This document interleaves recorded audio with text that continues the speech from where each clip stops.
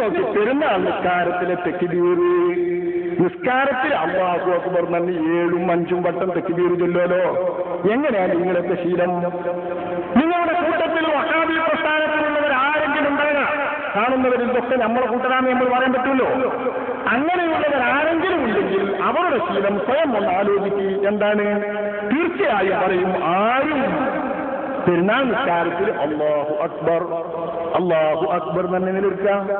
ഈ തക്ബീറിൽ കൈ ഉയർത്തുന്നത് ഖുർആൻ സുന്നത്തിന് വിരുദ്ധമാകുന്നു.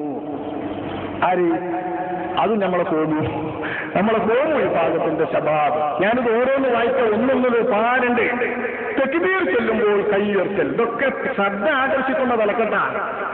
ചോദ്യം: പെരുന്നാൾ നമസ്കാരത്തിൽ 7 തക്ബീർ ചൊല്ലിയാൽ മതിയെന്നും കൈ ഉയർത്തേണ്ടതില്ലെന്നും കേൾക്കാനിടയായി. ഇത് ശരിയാണോ? MS മലപ്പുറം.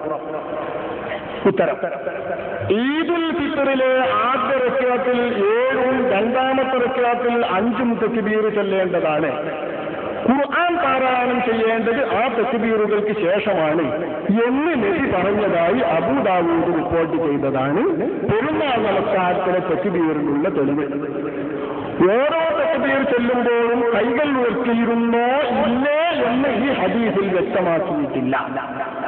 തക്ബീറത്തുൽ ഇഹ്റാമിനോട്, അതായത് നമസ്കാരത്തിന്റെ ആദ്യത്തെ തക്ബീറിനോട് പെരുന്നാളിന്റെ തക്ബീറുകളെയും തുലനം ചെയ്തുകൊണ്ടാണ് പലരും കൈ ഉയർത്തുന്നത്. ഖുർആനിലും സുന്നത്തിലും അതില്ല.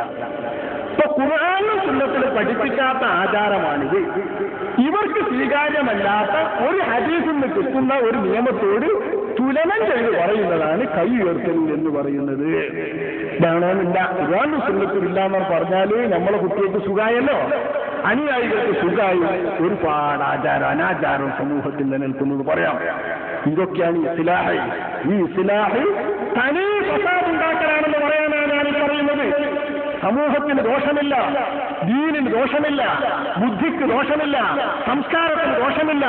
ആർക്കും ഒരു ഛേദവും നഷ്ടവും വരുത്താത്ത നന്മ സദാചാരങ്ങൾ പരമ്പരാഗതമായി നിലനിന്നു വരുന്ന ഒരു സമൂഹത്തിന്റെ സംസ്കാരം വരെ ഉയർന്നിരിക്കുന്നതിൽ ഇതിനെയും ഫസാദും ഉണ്ടാക്കിയിട്ട് ഖുർആനിലില്ല, ഹദീസിലില്ല, കാണുന്നില്ല എന്ന് പറഞ്ഞാൽ സുവാസുണ്ടാക്കാനില്ലതിന്റെ പേര്